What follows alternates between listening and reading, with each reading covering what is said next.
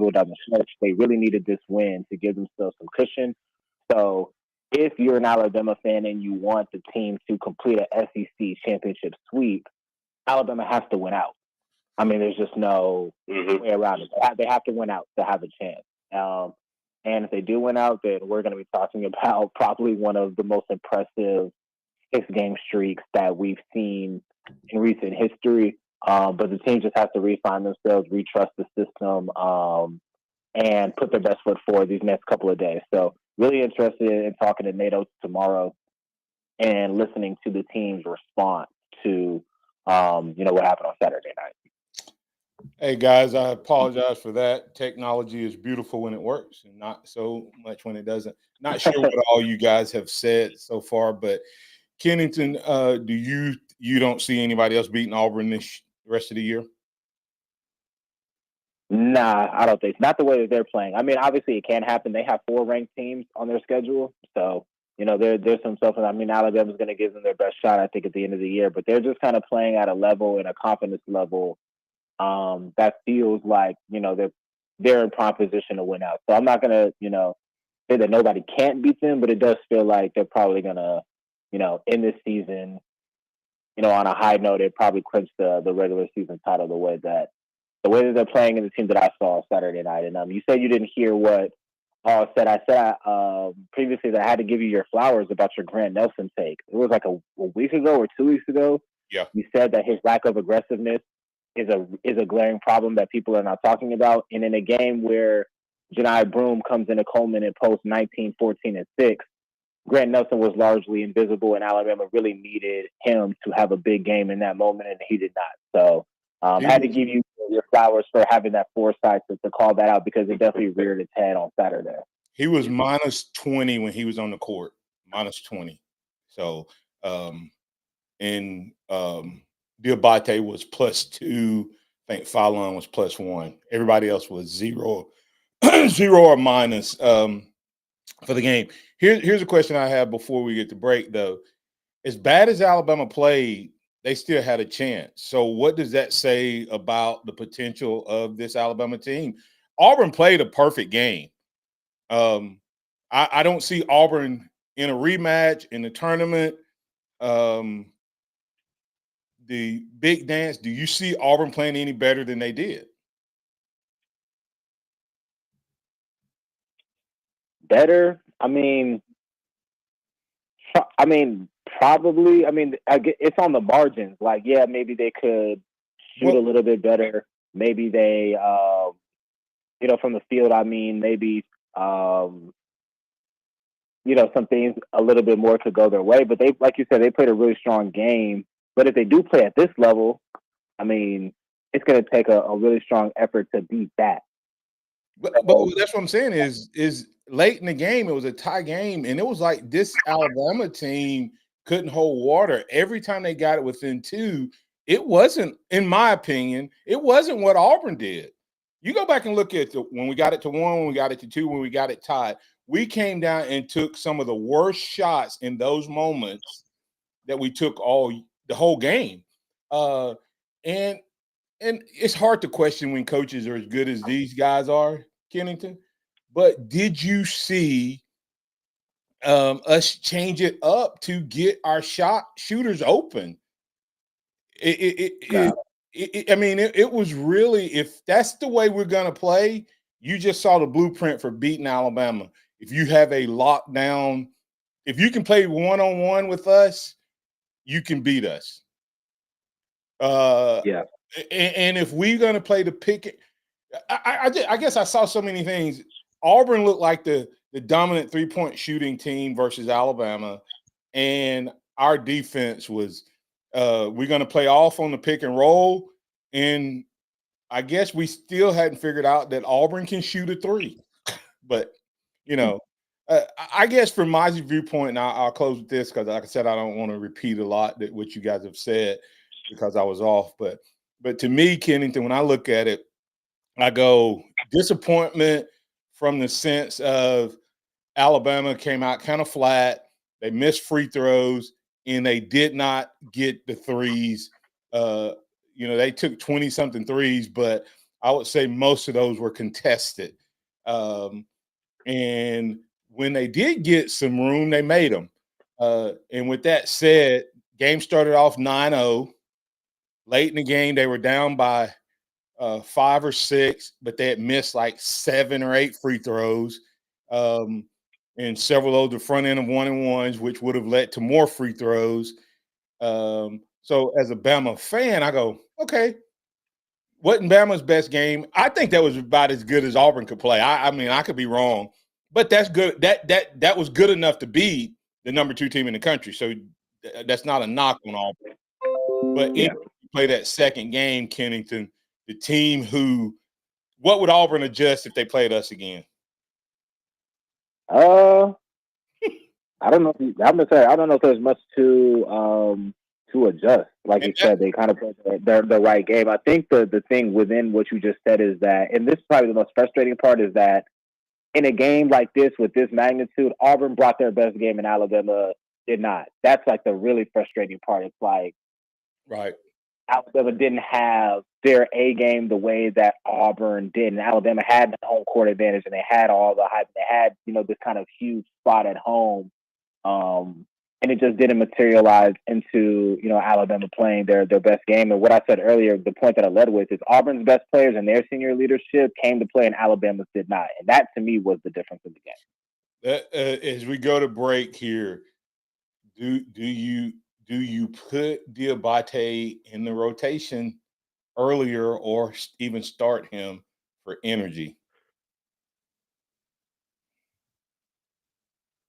That dude, I strongly consider, him or Phylon. One of the two. Those were the two that I felt like played with the most energy and played with, the most enthusiasm, was playing aggressive and making winning plays. I think you have to consider Phylon and Sears playing off each other, with Stevenson to the bench, or inserting Diabate for Stevenson as well. Yeah, I mean, you look at Diabate is a no-brainer to me. I mean, but he may not play well starting. I don't know that because I don't know the game. But when I look at that guy play, that's Herb Jones. Yeah. That's Herb Jones. You win basketball. And it was one point where Diabate was our only offensive option. It was like everybody else was standing around. I think he had, 3 or 4 possessions where he took it to the goal and scored on 2 or 3 of them, got to the foul. Go ahead. I mentioned that earlier. It really was like 3, 4, 5 possessions in a row second half where it was just like clear out Diabate taking it to the hoop. It sounds crazy, like just like saying it like off the top like that, but it was, in some of the possessions it was kind of working. But you look at the box score, Diabate taking the third most shots on the team feels jarring, but he was playing with energy. He wanted to try to make something happen. So, you tip your cap to him, but ball just needs to move a little bit more than just, Diabate ISOs for 4 or 5 possessions in a row. Yeah, like I said, man, I don't know what's going on with Grant Nelson, and I wasn't trying to dog him.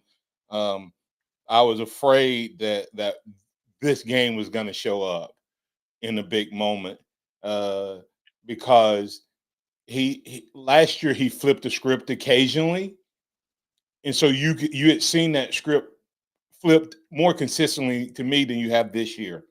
And in this big moment, man, we needed him. And if he just did his average, we're it's a different game. So anyway, X. Yeah, we're going to get the break, and we'll come back on the other side. We'll continue this conversation of the basketball game, and we'll dig into some other things, non-players invited to the combine, a documentary on DeBoer's first season, and continue the NIL conversation. Get you on the other side. All right, sounds good. Tide 100.9 traffic. Tuscaloosa traffic now from the Townsend Nissan Traffic Center. A very happy back to work Monday to you. We've got a couple of slow spots in the area right now. I'm looking at 15th Street on the westbound lanes at Stillman Boulevard. It looks like we may have a situation there because it's also slowing you down on Martin Luther King Jr. Boulevard on that northbound hook up to 15th Street. And also do watch out for more delays on 15th at Lurleen Wallace for the time being.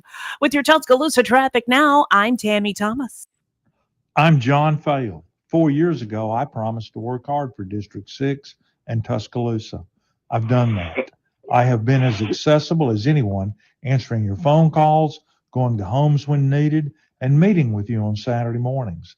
I have supported public safety, schools, parks, and seen new restaurants come to our district.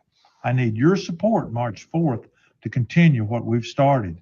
I'm John Fail, and I approve this message. Welcome to Staples. Help! My family's in for the holidays, and I need gift ideas. That's why we're here. Staples has amazing deals on everything you need. Photo gifts, laptops, and gaming systems. Even custom holiday cards and shipping solutions to send gifts to the family that can't make it. Perfect! Have anything for Uncle Frank? I love him, but the guy is never quiet. Noise-canceling headphones.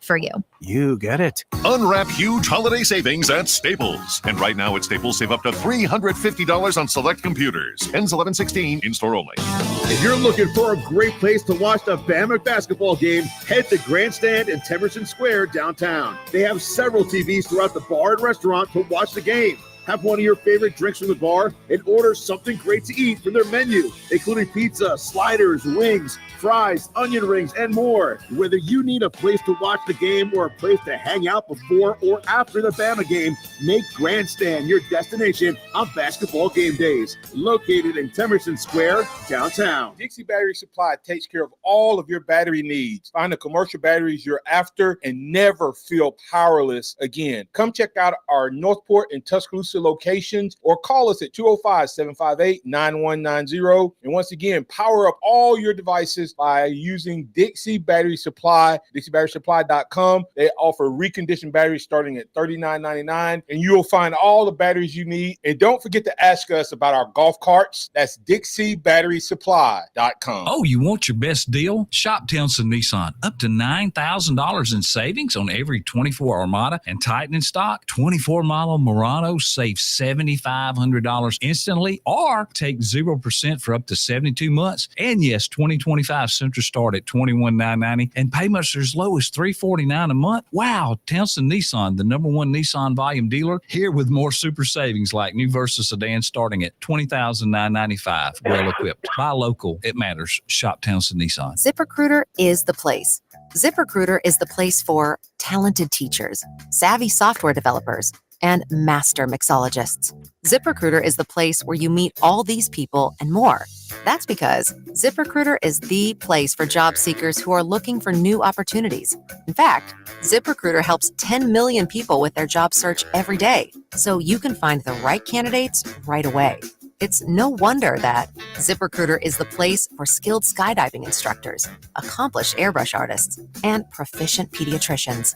But if you're not using ZipRecruiter to hire, you're missing out. ZipRecruiter is the place that's so confident it can make your hiring easier that it lets you try it for free at ZipRecruiter.com/free. So if you want the right candidates for all your roles, ZipRecruiter is the place to go. Try it for free at ZipRecruiter.com/free. That's ZipRecruiter.com/free. Never miss out on great candidates with ZipRecruiter.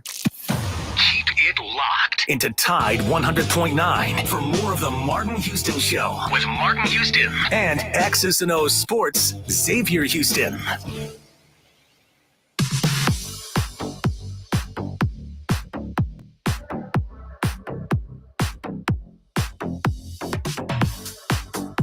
Welcome back into the Martin Houston Show with Martin and Xavier. Apologize to those of you who are tuned back in on the live stream, and apologize to those on the radio airwaves. That Spectrum is doing some work, and they took me down.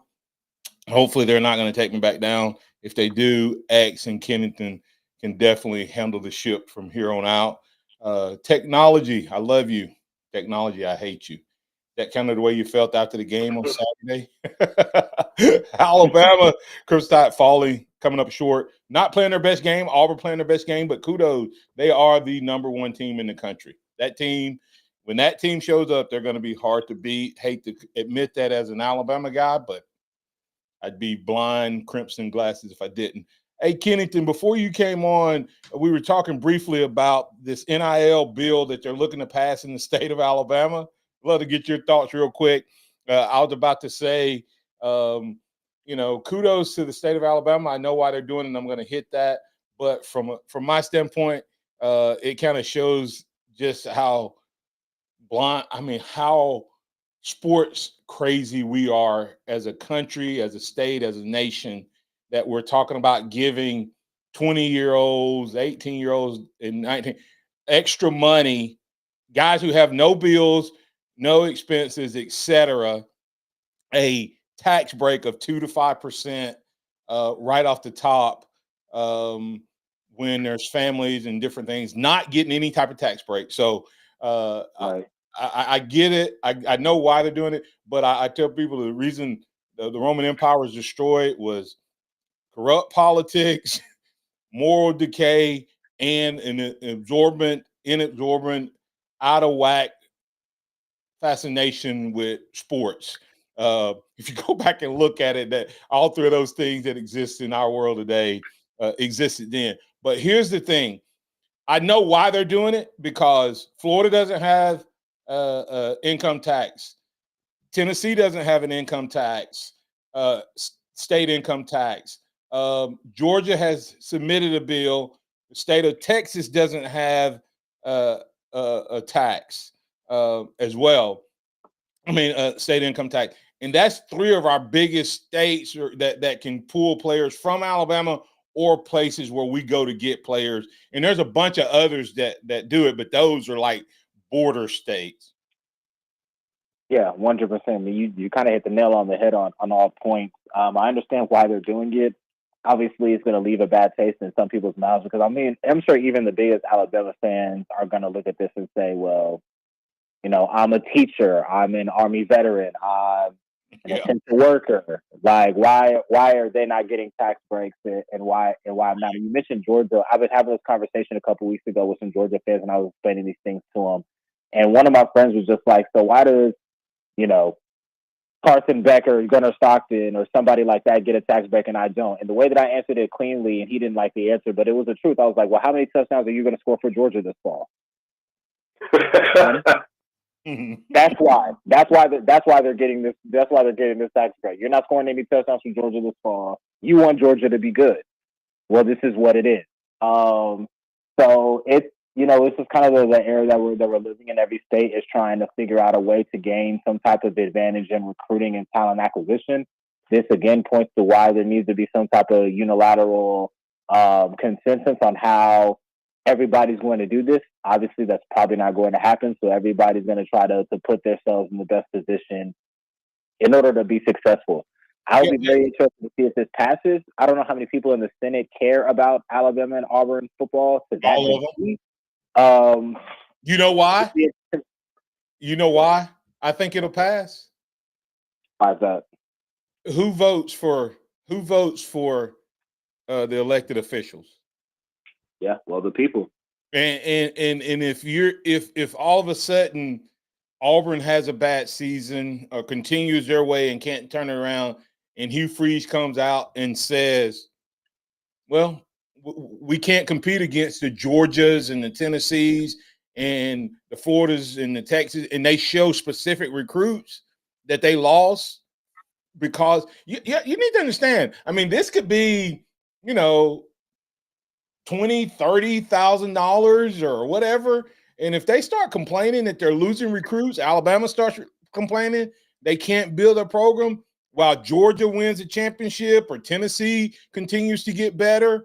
In Florida, just let Florida and Tennessee have a good year this year.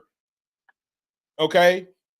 And all of a sudden they have gotten recruits. I think people will complain. Ask what your thoughts. I think that's how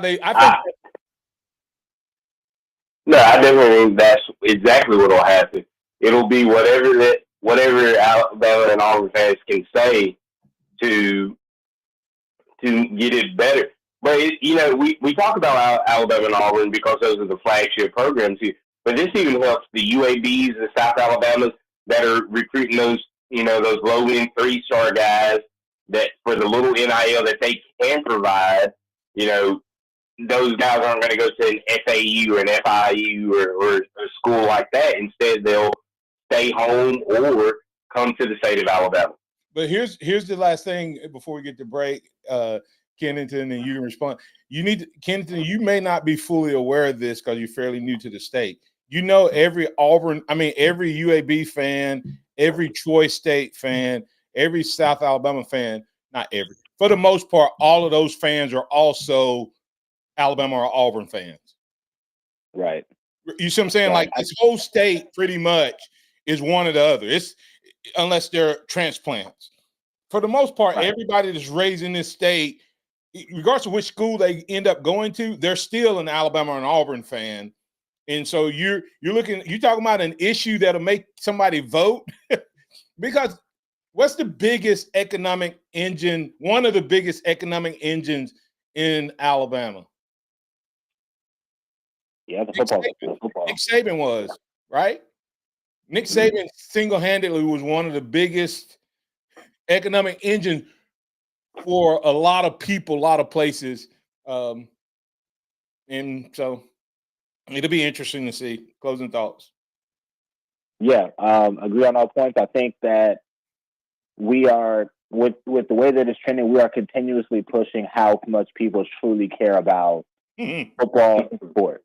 It's like, okay, like I'm already having to give my hard-earned money to Yay Alabama or whatever Auburn's collective is. I'm a bad fan if I don't give money. Now we're talking about giving tax breaks to these kids. It's like it's like it's continuously upping the ante to try to build a strong football team. And it goes back to what you said in your original statement. It's like,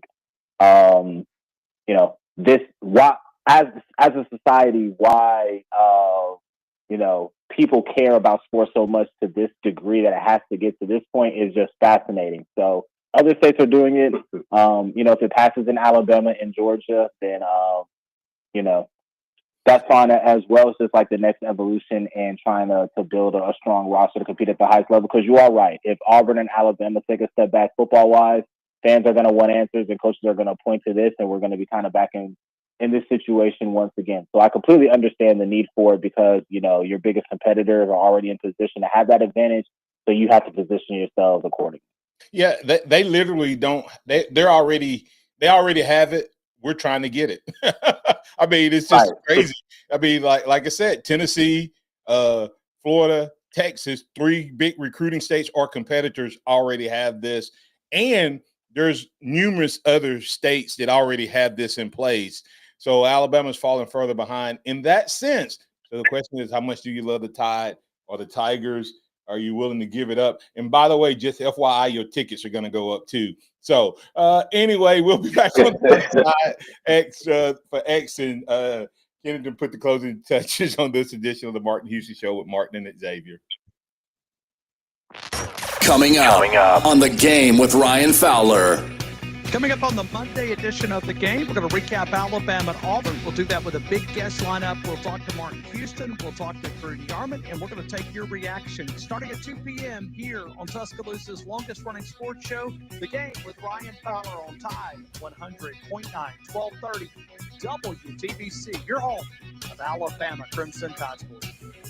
The longest-running sports program in Tuscaloosa. The Game with Ryan Fowler. Weekdays from 2 to 6 p.m. on Tide 100.9 and streaming on the Tide 100.9 app. Tide 100.9 Traffic. Tuscaloosa traffic now from the Townsend Nissan Traffic Center. We're moving with a purpose on the Tuscaloosa freeways and side streets. 15th Street had some earlier delays on the westbound side right around Stillman Boulevard, but it looks like we're pretty much moving past that. Now, you do still have some rush to work delays lingering in the area, and Martin Luther King Jr. Boulevard is still just a little on the heavier side on the northbound hookup to 15th Street, and it looks like that's just intersection slow goes. With your Tuscaloosa traffic now, Tammy Thomas. This report is sponsored by Discover. Guess what? Discover's accepted at 99% of places that take credit cards nationwide. You heard right, 99%. If you don't think so, maybe it's time to face facts. You're stuck in the past. Based on the February 2024 Nielsen report, learn more at discover.com/credit card. Taco Casa, quality, taste, and value under the biggest cactus in town. They've been doing it the right way each and every day for 50 years and counting. If you're looking for a great option for lunch and or dinner,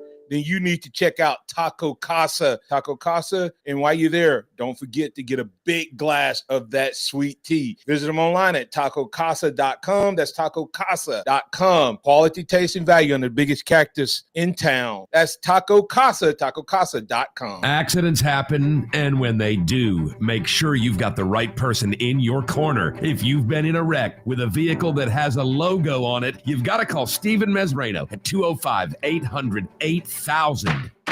Mesrano has won cases that have changed laws in Alabama, and Mesrano has secured large verdicts and settlements for his clients. Remember M for money and Mesrano. If it has a logo on it, call me. 205-800-8000. Visit the pharmacy at Midtown. That's the pharmacy at midtown.com. TJ and his team are looking for the opportunity to provide you with great services, including compounding, home delivery, and a whole lot more. If you're looking for a great pharmacy that'll take care of all of your needs, including wellness classes, including health, and more, that's the pharmacy at Midtown. Call them at 205-579-9933. If you're looking for a great pharmacy, you need to try the pharmacy at Midtown. That's the pharmacy at Midtown, pharmacy at midtown.com.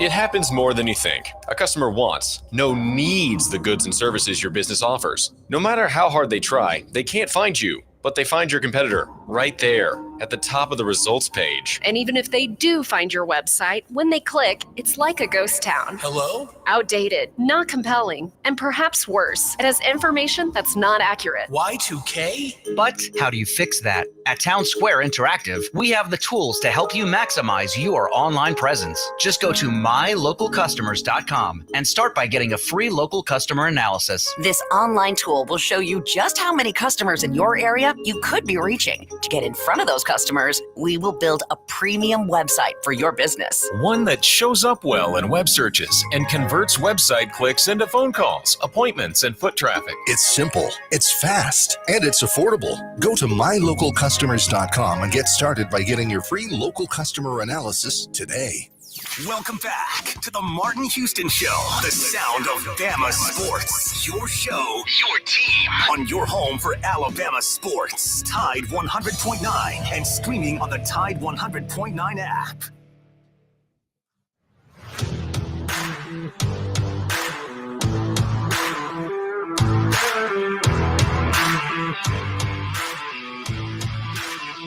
Welcome back into the Martin Houston Show with Martin and Xavier. We've got Kennington Smith III with us as we're getting into this last segment. Real quick from a couple of our listeners, you got William from Cockerville.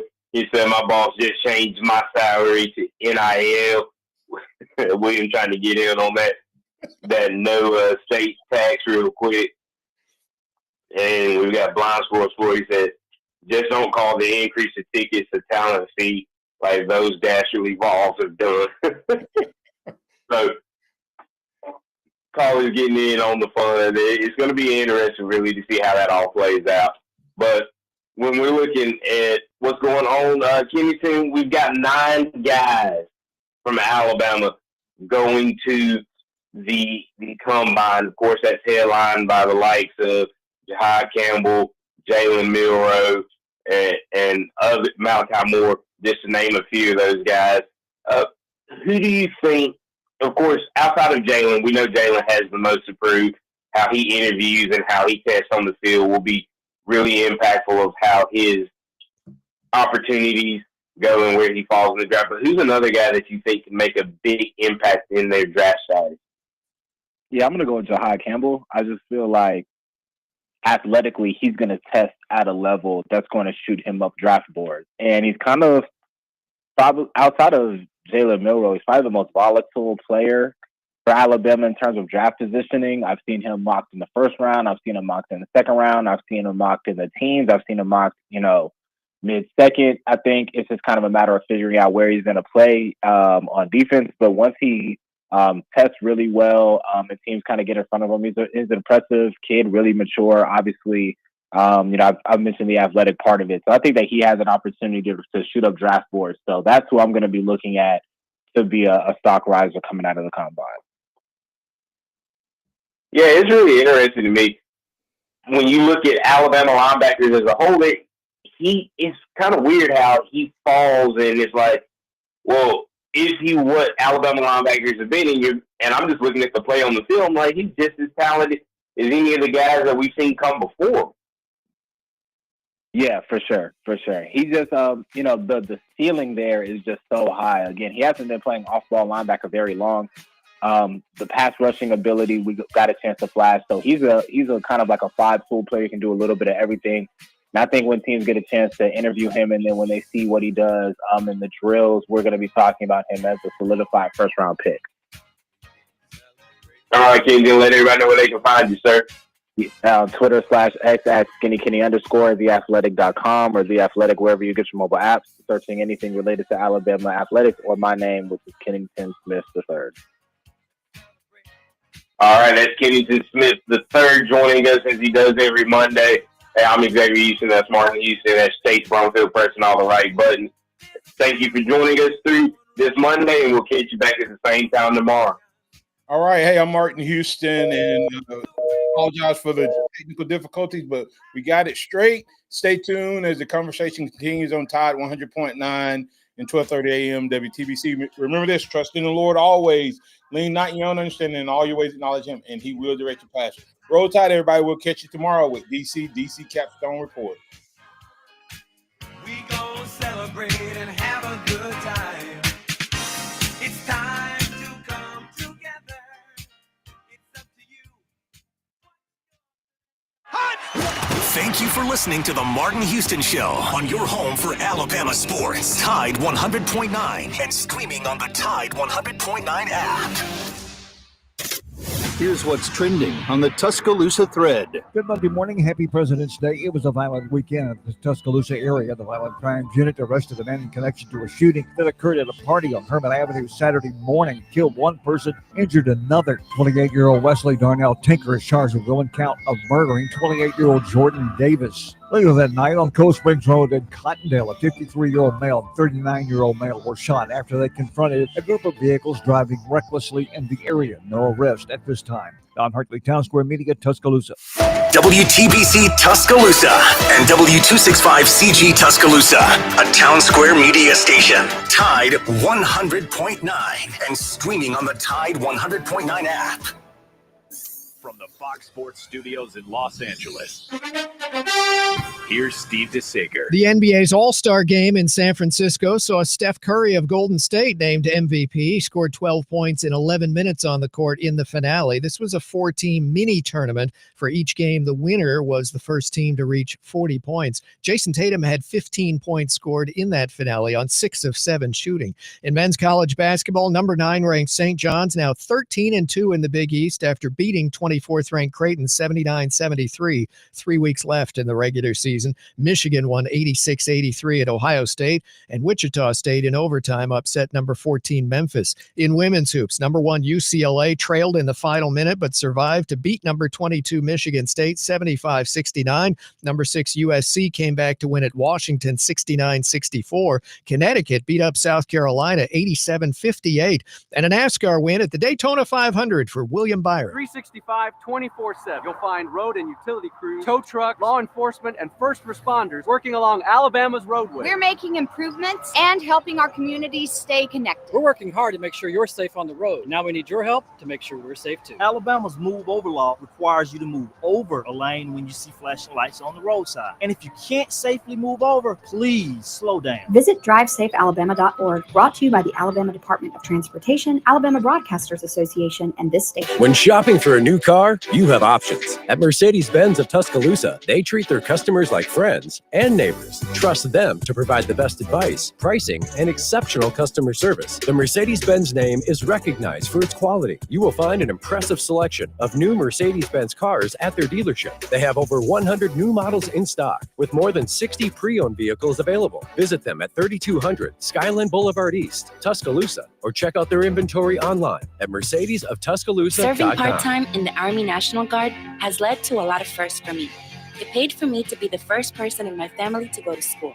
That education got me to the first day at my dream job, which I can still hold while I serve part-time. That job and the home loan benefits I got from the Army National Guard helped me buy my first house. I also know that I will be one of the first to respond if my community ever needs me. Sponsored by the Alabama Army National Guard. Aired by the Alabama Broadcasters Association and this station. Tide 100.9 Tuscaloosa weather. A good supply of sunshine today, the high 49. Clear tonight, another freeze likely, the low at 30. Tomorrow, partly sunny, the high 56.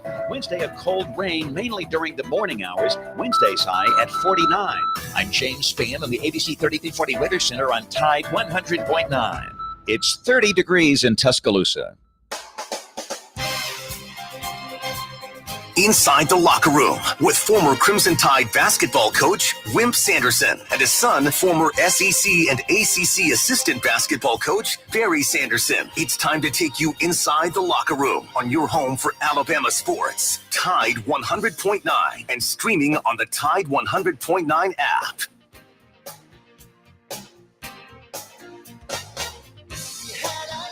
And good morning and welcome into a chilly Monday edition of Inside the Locker Room. If you're going out this morning, a lot of people don't have school. I guess if you're at a bank, you're not working. It's President's Day. But if you are going out, make sure you bundle up a little bit. It's pretty windy and cold out there early this morning. 205-342-9904. If you want to discuss the game, we'll be happy to discuss the game with you. The X accounts at Locker Room 109 at Barry Sanderson at Wimp Sanderson 1. Email for the show, Wimp and Barry at yahoo.com. That gets right to us. We can answer that right here over the air, or we'll email you back. Download the app, the Tide 100.9 app. I'm going to ask you to app message us or call us about a certain topic I'm going to talk about after Dad's does his introduction. There's something that's kind of bothering me, and I'm sure it's because I'm old, but we'll get Chase's take on it because he's a little bit younger than Dad and I, just about 50 years. But anyway, that is what it is. Yellowwood pressure treated pine from Great Southern. If it doesn't have that yellow tag on it, then you certainly don't want it. If you're going to build a 5-star backyard, then go to yellowwood.com. And if it doesn't have that yellow tag on it, then believe me, you don't want it. Chase, how was your weekend? All good? It was pretty good. Your Mississippi State Bulldogs went on the road, and I'll call it the Egg Bowl of basketball, and wore out Ole Miss. That was a little bit of surprise over the weekend. Good morning, Dad. How are you this morning? Doing okay, Barry. Before I mention the game, William Byron won back-to-back Daytona races. Great for him. And Aberg won Tigers tournament. He's a kid that's a very, very good player from Sweden. He plays golf at Texas Tech, and he birdied the last hole to win it, which was a pressure putt, a great putt. Game, I can talk about the game for a long, long time. A great game for Auburn. Anytime that you score 94 points, I didn't see it coming. Barry did more than I did. Anytime you score 94 points, you have 4 turnovers. You bring your 2 guards off the bench, they score 28 points. And you defend the 3 the way they defend the 3. All those keys right there are big keys. And Denver Jones did a really good job on Sears, which I think was certainly big. The game was played a little bit more at Auburn's pace than it was Alabama's. The rebounding was a little bit better in the favor of Alabama, I think. But Auburn came in, shot the lights out, made the first 3. They weren't being guarded at all. They were fooling around with them and backing in there on them, and the score was down to nothing. And I don't think Auburn ever lost the lead. And heck of a win, I thought, for Auburn to come in here and play the way they did, not giving up anything much and doing a good job on both ends of the court. And Broom did his usual thing. I think he got 19 points. And but I think the defensive effort that they put out there, end up I think 19% for Alabama. They difference of 21 points from the 3 itself, and the game was played the way Auburn wanted it played. And I just didn't think that they would come in here and quite do that to Alabama, but they did, and you got to give them a lot of credit. Good job on Sears, and I don't know that Sears maybe handles the ball a little bit too much, but anytime you do the things that I've mentioned, you got yourself a great win. One of the things you look at, I think Barry and I have always looked at it a little bit. I'm sure he does. Is the game that you play after a big game. Mm-hmm. And the deal is that Auburn has really got a great deal there. They play 3 straight home games, and they open with Arkansas. And after that, they get rested. They go beat Arkansas, whatever they want to do. Of course, you got to get your kids ready to play, and Alabama's got to go to Missouri and play. Both of those games are going to be at 8:00 on Wednesday night. One on the SEC network, and the Auburn game, because they're number 1, is on the ESPN outlet. But we'll see what happens. Alabama tough series is coming up with Kentucky and Florida coming into town. Mississippi State at 8:00 game. We have 6 games left, and we'll see what happens. But you get concerned, or I always did, about whether my team is going to be ready to play the game after a good game. But Auburn has a real break in the schedule, in my opinion, and I guess they deserve that break. But I thought Chad Baker and did a really good job of using the boards. He's a crazy guy, but he played well, and they just Pettiford made some big baskets. So not a whole lot to say about Alabama, I don't think, but we'll see what happens. Yeah, I want to bring up something I think is interesting. I don't know if you guys have Facebook, but if you go to Kerry Good's inspirational page, he has a pretty good little deal there where he talks about the lack of class on Alabama's part, but it's on both. I think he may mention Auburn as well. And I want to ask you guys this, and Chase, you're younger, so maybe I'm being old. All right. Because I am old, but I think the administration, it goes both ways, the lack of class. Auburn, that when you win, you're ranked number 1. All right. If you want to do all the crane crap and all that, do it in the locker room. Take your thing, shake their hand like you were supposed to win, go to the locker room and do whatever you want behind where the cameras aren't. All right. So I think it's classless the way they acted after the game out there on the court. But Alabama fans can't say anything. Classless that our students chant F Auburn. F Auburn. That's all they talk. F Auburn. You got kids in there. That's got to stop. Cheer for your team. But all this profanity from the student section and probably throughout the arena. Now, I know that makes me sound old, but when did class go out the window in college athletics now? It just bothers me that Auburn would act that way. You're supposed to win. You're the number 1 team in the country. Go to the locker room, do whatever you want. And Alabama fans, you're no better by chanting, and they do it every time you play Auburn. And with the little songs that they have, I think Greg Byrne administration got to look at some way. I know they have that deal piped over the speaker on the Dixieland Delight. That's got to get cleaned up, in my opinion. Chase, am I being old?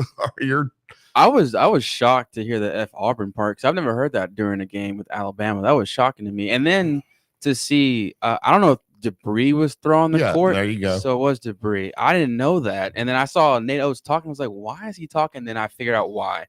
I just feel like it's gone too far. It kind of reminds me of like the flagpole, the thing being in the field. I think it's too much. Just play the game and just leave the court. That's it. Well, I generally agree, but I think what happens to you in this particular case is when you effed Alabama, when Alabama effed them, that kids being kids, they waved at them goodbye. We'll see y'all later. Type of stuff. I think that caused them, sure. We'll see y'all later. Y'all effed us. Mm-hmm. And I think that had a little bit to do with it. I played some games down there, which has always had me upset when we were down pretty badly. And Bill Lynn, who was the coach back then, put a guy in there to try to break the record and see how bad they could beat us, which is I've never quite gotten over that one. But I think in this particular case, the effing and the waving goodbye kind of went together. I don't know if that's right or wrong. And the little deal that Kerry Good's inspiration was, in the irony, Alabama's own Coach Paul Bryant said, show class, have pride, and display character. If you do, winning takes care of itself. Even defeat, these principles should still hold true. He wrote a pretty nice thing there, but he was getting home. Coach Bryant did that, Barry. Coach Bryant, he went when Beav Stallings beat Coach Bryant in the bowl game. Instead of Coach Bryant showing disgust, he went out to midfield and he hugged Beav, and which I thought has been one of the big inspirational things in my life to see him, because I was around him a lot. But he went down and hugged Beav out there and hugged Beav in that game, and I thought it was something hard to do. Yeah, I just the F Auburn's and then Auburn acting the way I think class is when you compete hard as you can and you shake the guy's hand and you get ready for the next time you play them. But all this crap in the stands, and of course now you sell alcohol in the stands, so that enhances it probably double when they start drinking in the stands and those types of things. But to me, it's embarrassment on both schools. Bruce Pearl's got to get his team under control, and we got to get our fan base under control if possible. And I know it's hard to control that many people, students, but I mean, if we bring attention to it, maybe, and then people are going to call you old fogey or whatever. But I mean, if you got a 6-year-old kid in there and you want to take your kids to the game and they're hearing the students chant that, I mean, come on. So if you want to send us an app message on that, if you want to call about it and tell me I'm wrong, then you can do that as well. 2 Minute Truck, they're at 1330 Martin Road East. That's where you go pick up your boxes, your packing supplies, whatever you need to make this a smooth move. Where it's local, out of town, out of state, no problem. Let the professionals handle it. Give them a call today for the free estimates. 205-247-5050. That is 2 Minute Truck, movers who care. Here's what's trending on the Tuscaloosa thread. Good Monday morning. Happy President's Day. Demopolis High School senior George Austin Wright, Marion Military Institute's Aaron Jacob Lee, the only West Alabama seniors among 57 in the state nominated by Alabama senior U.S. Senator Tommy Tuberville for a U.S. Service Academy. Lee has been nominated for West Point, while Wright has been nominated for Annapolis. Click TuscaloosaThread.com for the latest West Alabama news, sports, and weather throughout the day. It's free. Don Hartley, Town Square Media, Tuscaloosa. Tide 100.9 traffic. Tuscaloosa traffic now from the Townsend Nissan Traffic Center. A very good Monday morning to you. Also President's Day. No, we're not doing too badly on the roadways right now. We're pretty much running to posted speed in most places. You got the construction zone on 2059 between 359 and Joe Malisham. That's all green for go. And just to tap on the brakes, moving on Skyland Boulevard, both east and westbound lanes at 2059. Nothing severe at all. With your Tuscaloosa traffic now, I'm Tammy Thomas. This report is sponsored by True Green. We're back in the miller's yard, who now use True Green. Their lawn started looking like a golf course, and PGA Tour golfers made it their favorite stuff. Get a PGA Tour quality lawn for as little as $1 a day at TrueGreen.com. Exclusions apply. See TrueGreen.com for details. Road tripping, business travel, or bringing your car in for repairs. All great reasons to rent a Toyota at Tuscaloosa Toyota. You can rent the latest Toyota models for a day, a week, or a weekend. Every Toyota rental-car comes with 24 hours roadside assistance and is backed by an entire team of people you know and trust. Rent a Toyota and let's go places. Reserving yours is a breeze at TuscaloosaToyota.com. Join Tuscaloosa Angels and guest speaker James Spann at the 5th Annual Love Local Luncheon on Thursday, February 27th at noon at the Tuscaloosa River Market. Tuscaloosa Angels provides community and support for the local foster care community in West Alabama. Tickets and sponsorships for the luncheon are available on the Tuscaloosa Angels website at TuscaloosaAngels.org/LLL25. All proceeds from the luncheon benefit Tuscaloosa Angels and the West Alabama foster care community. TuscaloosaAngels.org/LLL25. Hey, Bama fans, this is quarterback Jalen Milroe for my friends at Tuscaloosa Chrysler, Jeep, Dodge, Ram. Before you shop anywhere else for a Dodge Ram truck, a Jeep, a Dodge Challenger, or a Dodge Charger, shop local. An amazing selection of new and pre-owned vehicles are on the lot now. Go see for yourself at 550 Skyland Boulevard East in Tuscaloosa. Or you can shop online at TuscaloosaCDJR.com. At Tuscaloosa Chrysler, Jeep, Dodge, Ram, you pick it out and we'll work it out. Roll Tide.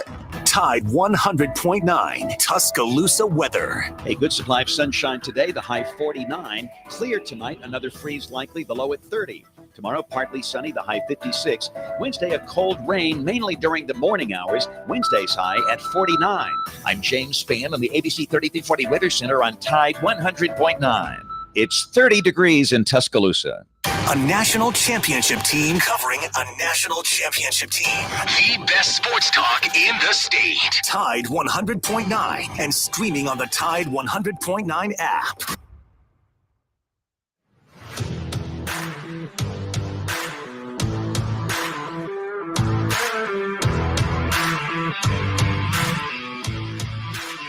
Welcome back to Inside Locker. Yellowwood pressure treated pine from Great Southern. They always make this 7 o'clock hour possible. If it doesn't have the yellow tag on it, you don't want it. I get to the Yellowwood hotline, get Tom in. Good morning, Tom.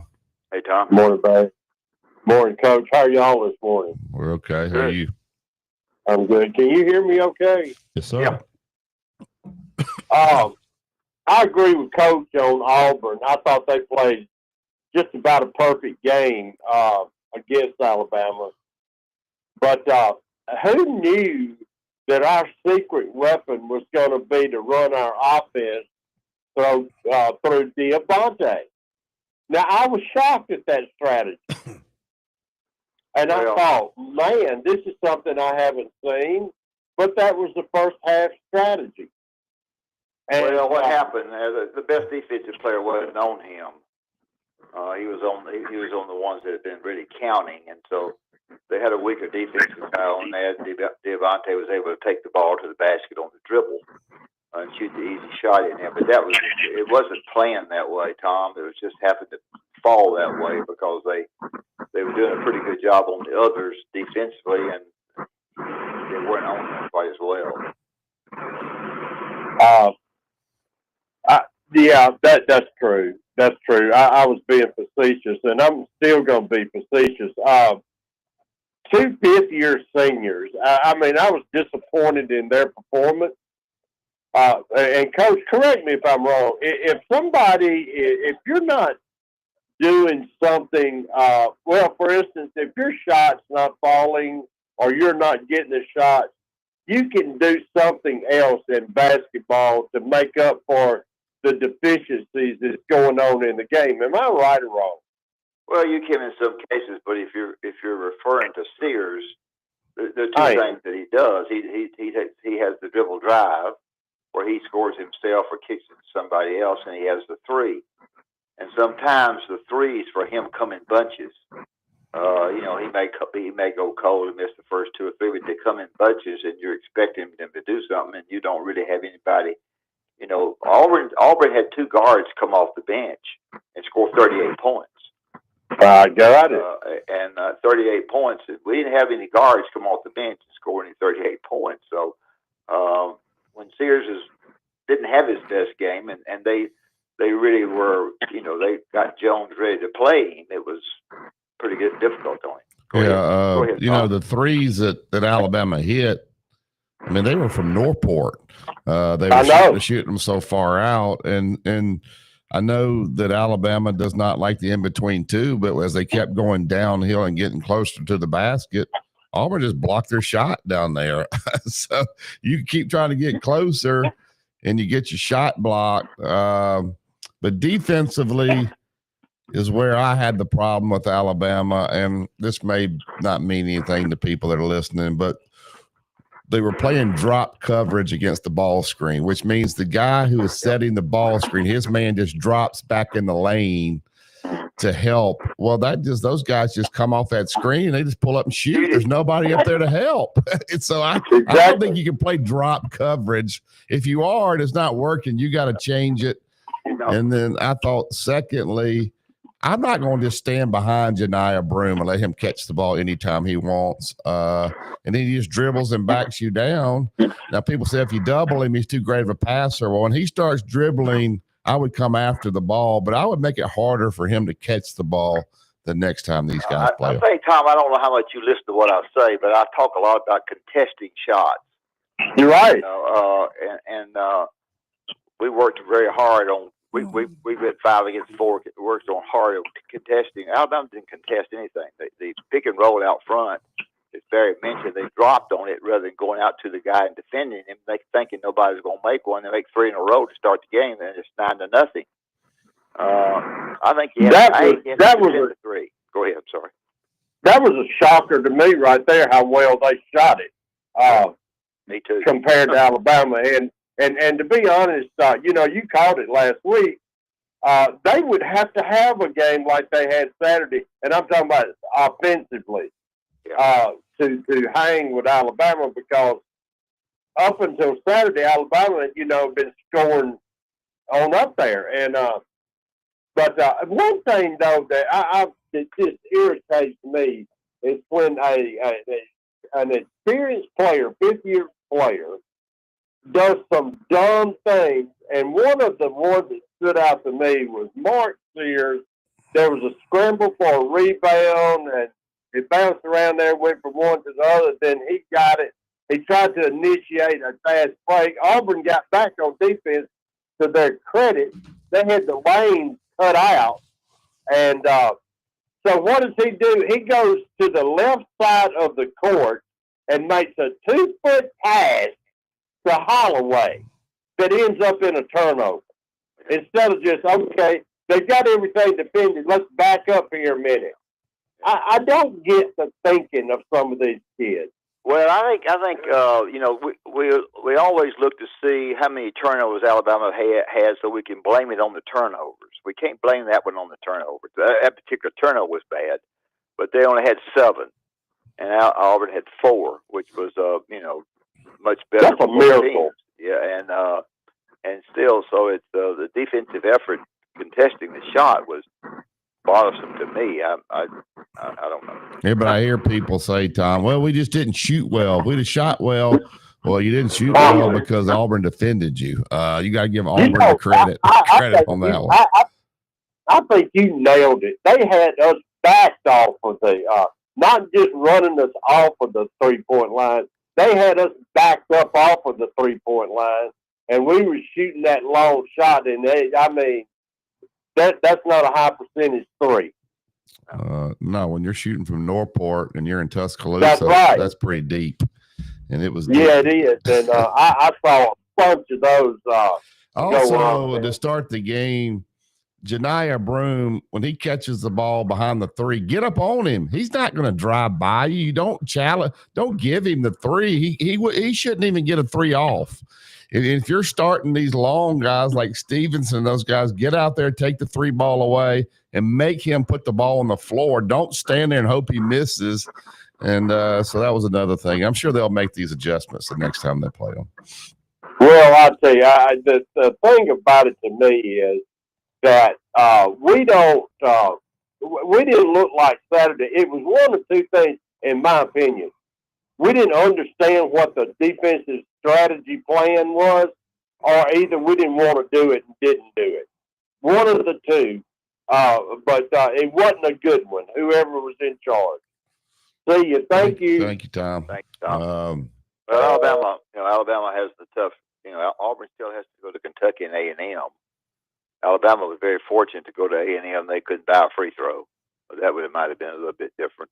But they got by that game, which is a good win for them.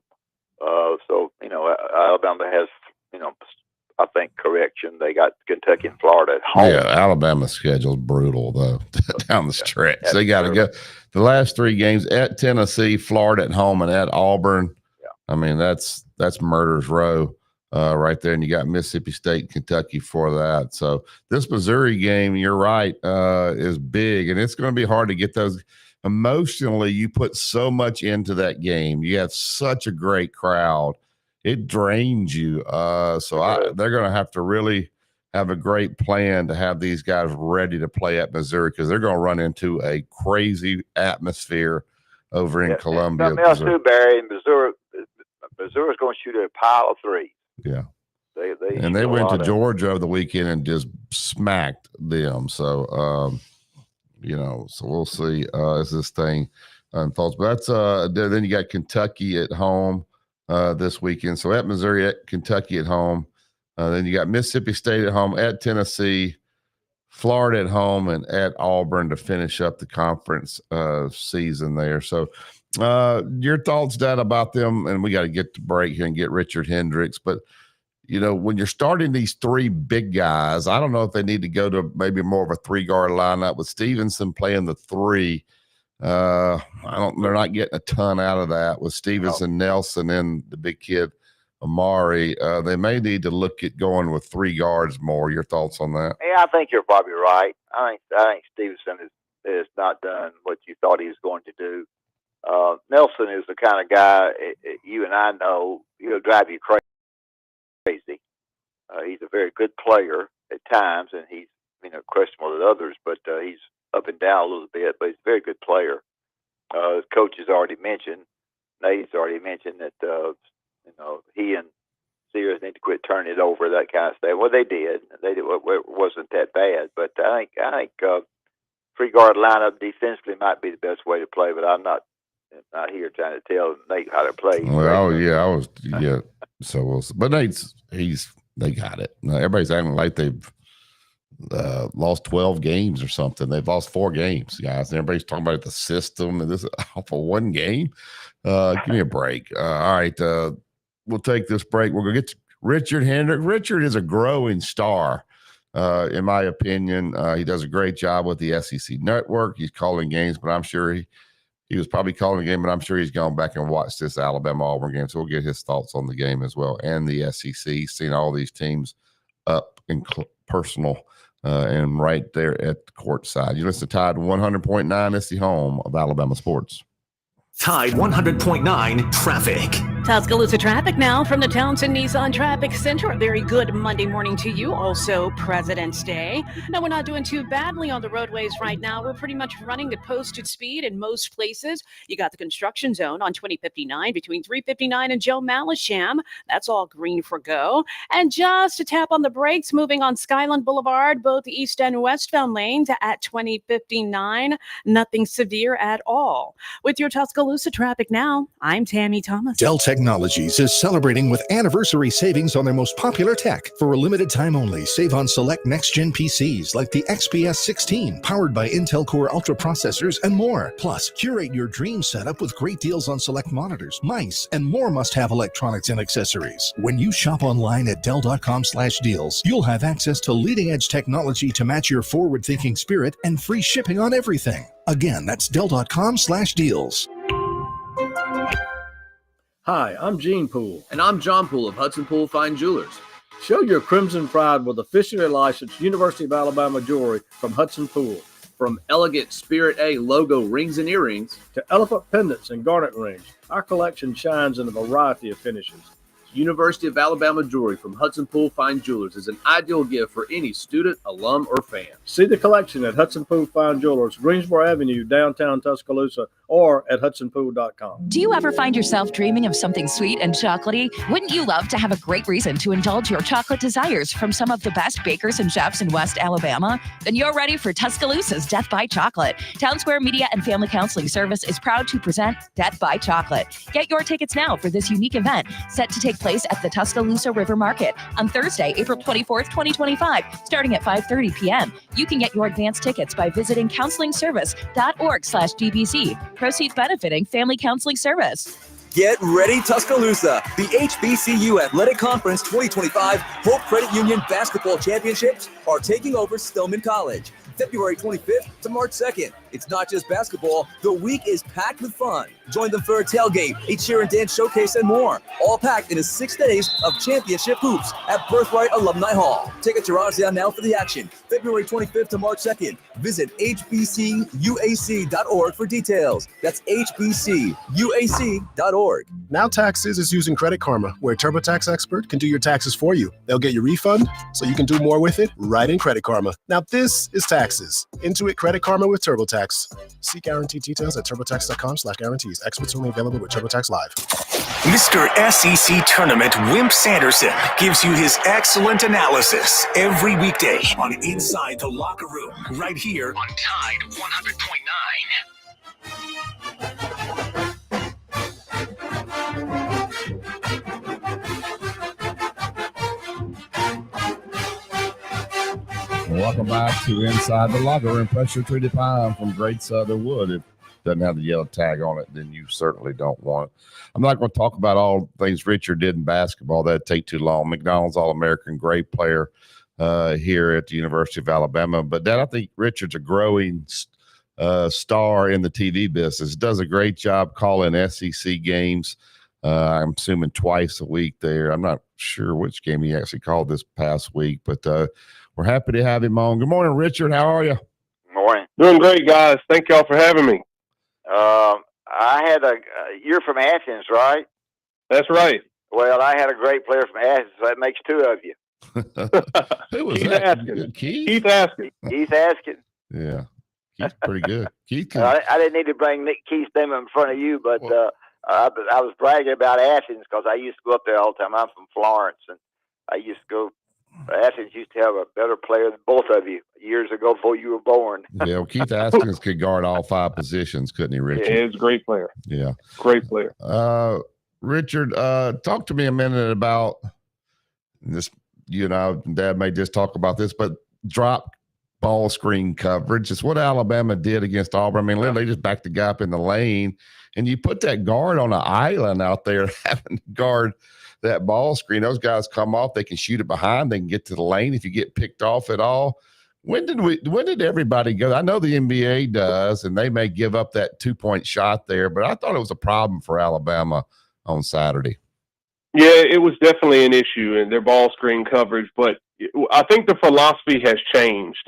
It's changed in all sports, really, but if you look at basketball, coaches are electing to go to the drop coverage because what it does, it minimizes you getting into rotations. And rotations is not what you want to be in defensively. You don't want to be in scramble mode. You don't want to have the cross matches on the switches on the kick out after the ball screen. So if you can have a good rim protecting big, you know, like Alabama has with Clifford Amore, then you allow the guard to come off. And if he can have a guard defender putting length on the backside of him, you force people to shoot contested twos. For me, as a big who did play drop coverage, and I might have been a little bit undersized, I had really good length and shot blocking skills, but I always felt like it put me in a situation to react as opposed to being proactive. Mm-hmm. I prefer to always be at the level of the screen because then I could dictate the intensity that I could put on the ball. I also would lengthen or shorten the distance between me and the roll guy when it came to recovering. So if you meet him high on the level of the ball screen, then the shorter you have to roll, shorter you have to recover on the distance if the big is rolling or if the big is popping. And more so than anything, you give your guard support. I think Auburn did a great job early on with Denver Jones coming off of those middle ball screens, and he got a good pick. Now the key is if you watched Auburn, what they were able to do was big men have to set good screens, and they held it. Dylan Cardwell, Janai Broome, he held it. Oftentimes you see in the game now, bigs don't really set a good screen. They kind of ghost screen out of there, which means they don't even hit anybody. They try to get the advantage coming downhill 2-on-1. But what Auburn did was set the screen, and they held it for a tick, which allowed Denver Jones and Tahad Pettiford in many of those actions to get isolation all by themselves. You eliminated the on-ball defender, and there was no big to protect it. So, I mean, it's a strategy that I understand it works because people don't want to shoot twos, but you got to make those adjustments when teams are killing you. Yeah, that. Well, you sure do. The most important thing is to work out a deal where you can test threes. In my opinion, we used to work night and day on contesting threes.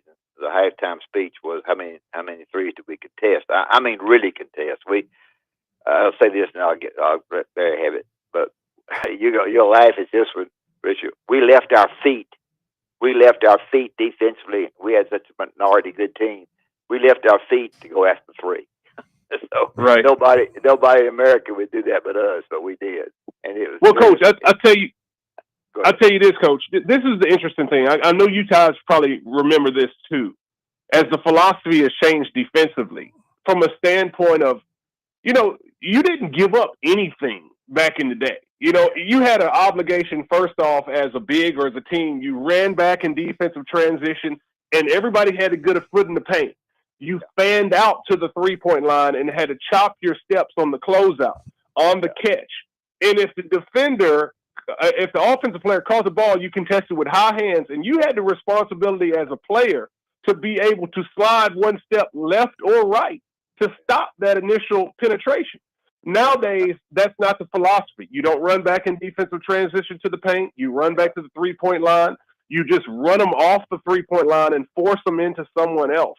And all of that type of stuff, I think when you play a really good team like Auburn, they can make you pay. Now, the good thing for Alabama is there's not too many really good teams out there like Auburn. So you can play that style of basketball and still be highly effective against the field. And if you get to the NCAA tournament, you get the right matchup.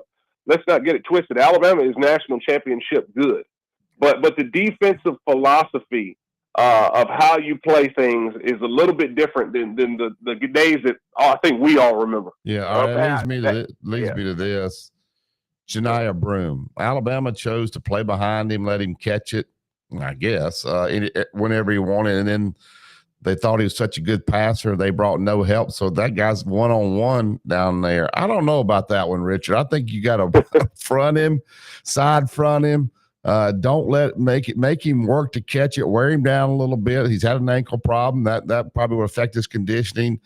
And if he does catch it, when he starts dribbling, I think I would come after it a little bit there. How have you seen other teams play him that way or come after him there? I know he throws the ball, he skips it, but man, one-on-one down there, I don't think there's anybody in the country that can guard him. No, there's not. And me as a big, as a big that can demand a double team, you love to see if they want to guard you one-on-one. I mean, listen, in any position on the court, it's hard to score with pressure. It's hard to score when you're getting contested. And you want to make looks difficult. Now, I do think that Alabama wanted to challenge themselves and their personnel.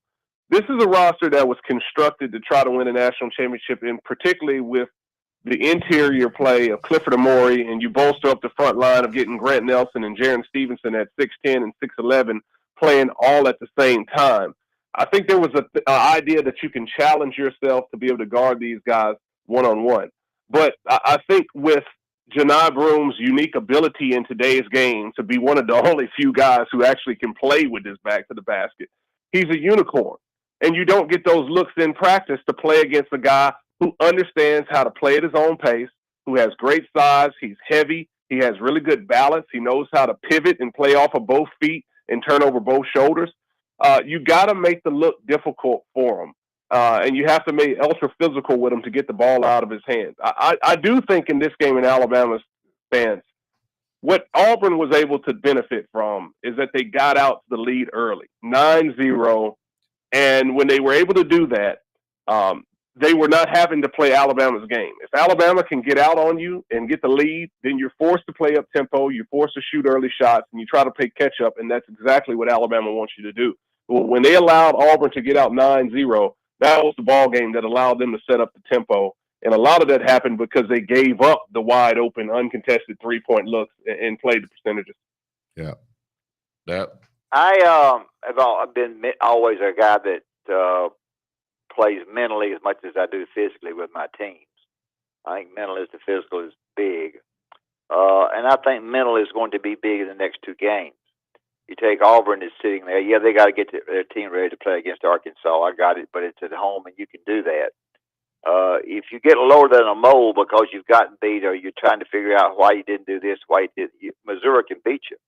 I don't know if they can, but they could. But I think this is a mental plus a physical game against Missouri. Oh, absolutely. And Missouri's a good team. Dennis Gates has been able to rally his team up. They went 0-18 in the league last year. And people don't need to think that this is the same Missouri team. They got one of the best shooters in the country with Caleb Grill. Tamar Bates, he's a big-time player. He can create his own shot. He can create for others. And they play hard. And that atmosphere that they have in Columbia is one of the best atmospheres in the league. They were still supporting their team last year, and they were winless. And, they get inside that arena in Mizzou Arena, and they pack it out, and they're passionate, and it's hard to win. But Alabama, obviously, their 2 losses have been on their home court. And for some reason, I think teams are able to lock in a little bit more when you get on the road. You get away from the distractions. You don't have the college game day on campus and all of the big moments and the expectations, and you're just able to get there and lock in. I think that can play to their benefit. I'd like to see them make a strong response. Yeah, that Auburn's one game, and so was that Missouri game. And so you got to put that behind you and get rid, because this stretch for Alabama, Richard, is it's brutal, especially that last 3-game stretch there. But you got Kentucky and all that before. I want to ask you about Florida. I hadn't seen Florida in person, so I'm sure their length and size and all that is a problem. They have bigs that can play, but probably like no other in the country as well. Tell us about Florida and what a difficult matchup that is for teams. Well, they're well coached. I would say that Florida is the one team in the league that I've seen stylistically that's similar to Auburn from a standpoint that they can play up tempo, they can play guard oriented, they also can play inside out, and they can slow the game down. They have elite level guards with Elijah Martin, Walter Clayton Jr., and Will Richard. They have experience. They're strong bodied. They're two-way players. And then with Alex Conlon, his ability to throw the ball in the low post, he has some really good, crafty low post game at 6'10". He can turn over both shoulders. He's tough. He's an Australian kid. He rim runs and gets deep position when he has the advantage, and he can finish above the rim with authority. You also throw in Ruben Chinyalu. This guy's a 6'10", 240-pound. I mean, he's just a tough-nosed guy. Not really skilled on the offensive side. Defensively, he can protect the rim. But his real strength is being tough on the offensive rebounds. If you're Alabama or any team that's playing against him, you have to know where he is because his sole role is to just get putbacks around the basket. So this is a team that has a lot of depth. They have just added, as well with Condon going down in a recent injury, they've added Micah Hanlogden, the 7-footer that hurt his leg last year in the SEC tournament championship game. He's back active. So this is a team that's very, very deep, playing good basketball. You see if they can win on the road at Auburn, how talented they can be.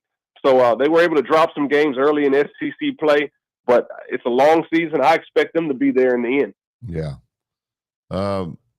Richard, we're talking with Richard Hendricks. Dad and I keep hearing about 13 teams in the NCAA tournament. I don't see how.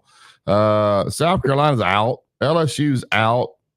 Oklahoma, they played themselves out. Georgia's 4-9, Arkansas is 4-9, and Texas is 5-8. So, how in the world are they coming up with these numbers, Richard? Are we going to let people in at 6-12 out of the SEC? Well, I don't see it.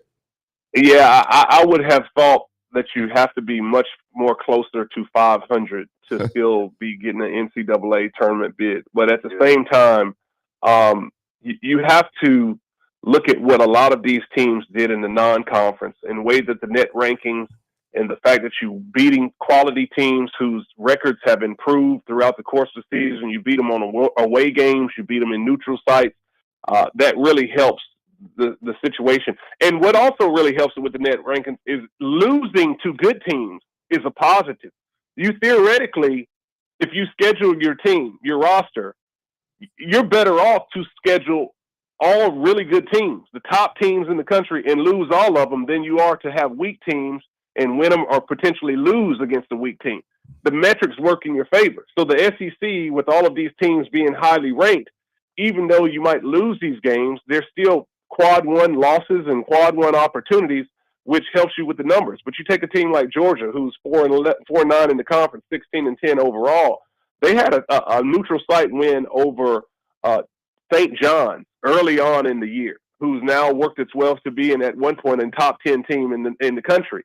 That win in the non-conference helps so much, and it gets stronger and stronger as the year goes on. And you have these opportunities. If you can get one win in SEC play against one of these top teams, then your resume compared to the rest of the field looks much, much better. Yeah, how many you think gets in, Richard? Well, I don't think it should be 13 to 14. I mean, I just think that I'm not a big advocate of rewarding losing. Yeah. I mean, I understand that it's a very tough league. You go around the league every single year, every week, and every coach says the same thing. This league is so hard. You don't have a week off, and I get that.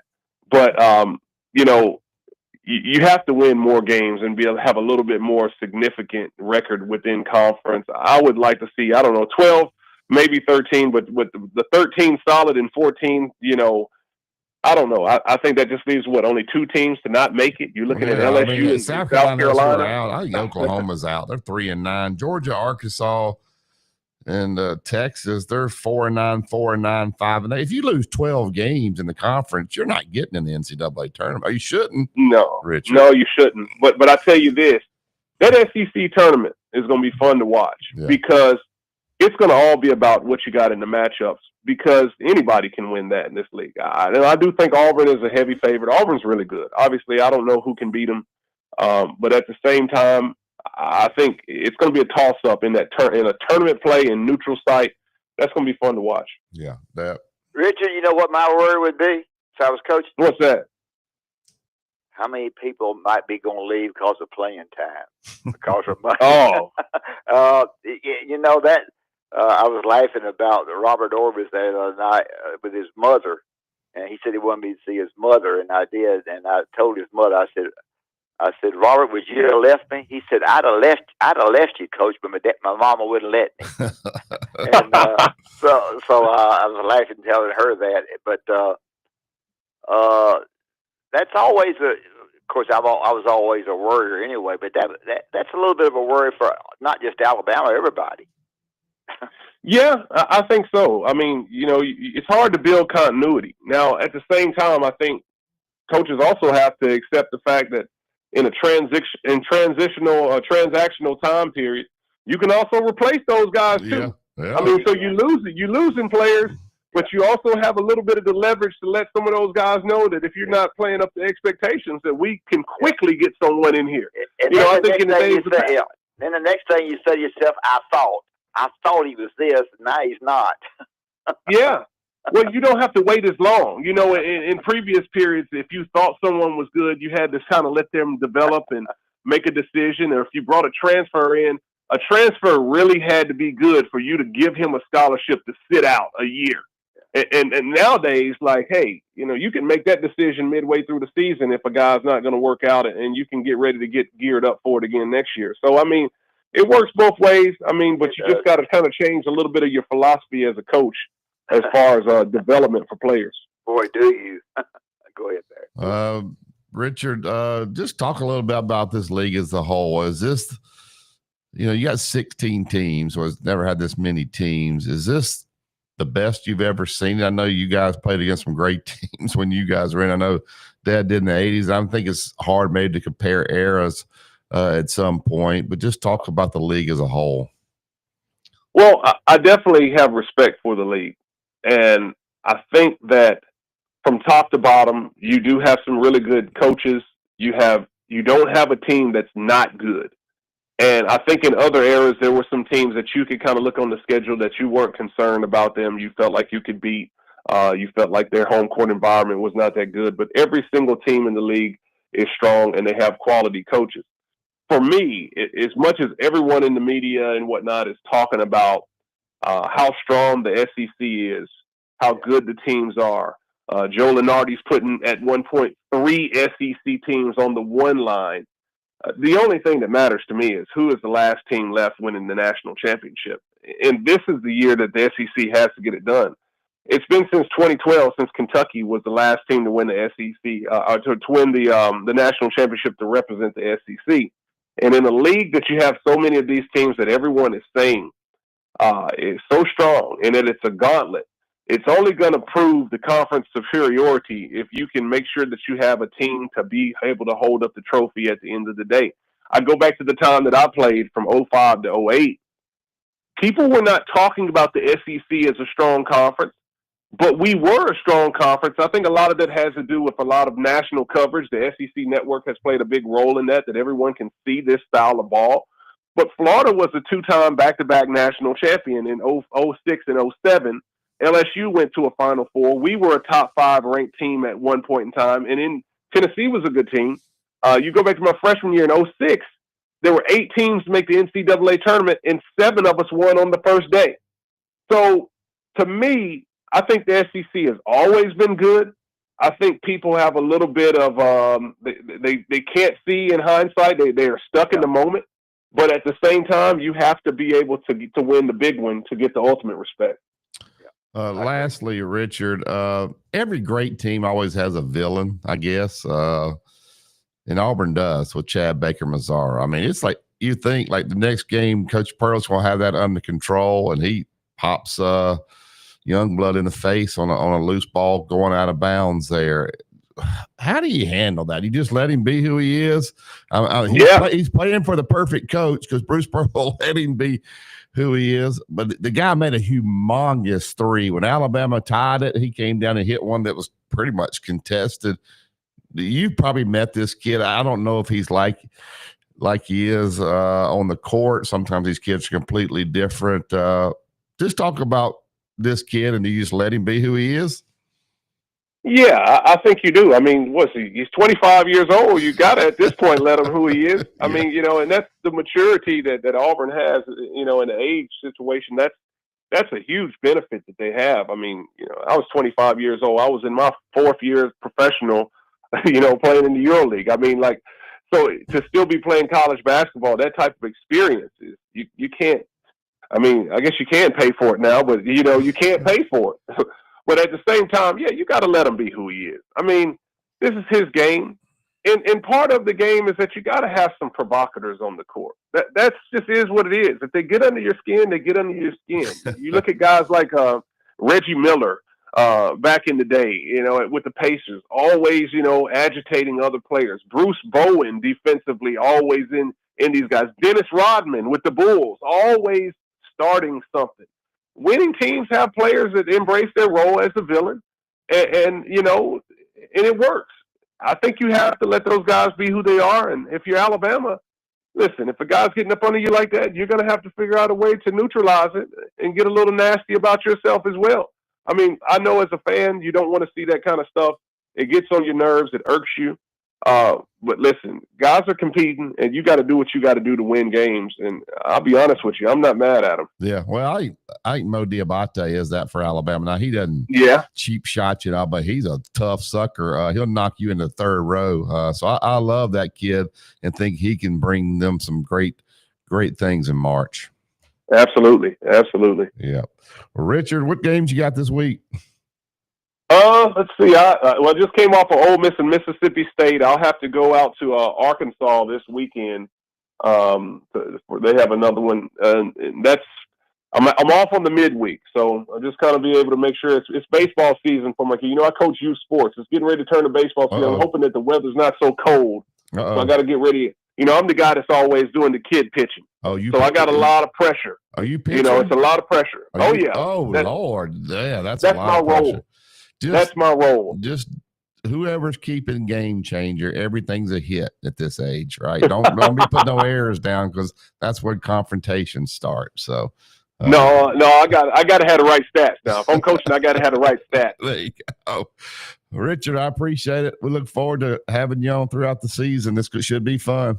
Thanks, Richard. Absolutely. Thank you. Hey, make sure y'all tune in to Alabama women's basketball tonight, too, man. Christy Curry and that team in the top 25 has been doing a great job. Yep. I mean, they've been a lot of fun. It's not just the men's side of basketball, but Alabama women's basketball, they've been doing their part and then some. They need some support. You're right. Thank you, Richard.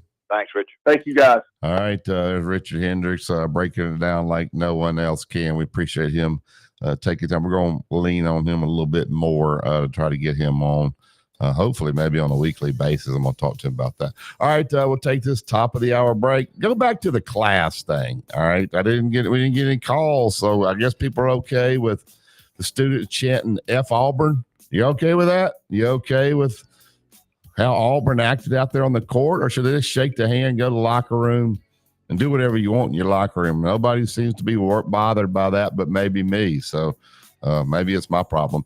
But give us a call if you are, or send us an app message or an email at wimpandberry@yahoo.com. We want to thank Yellowwood Pressure Treated Pine from Great Southern. They made this 7 o'clock hour possible. If it doesn't have that yellow tag on it, you don't want it.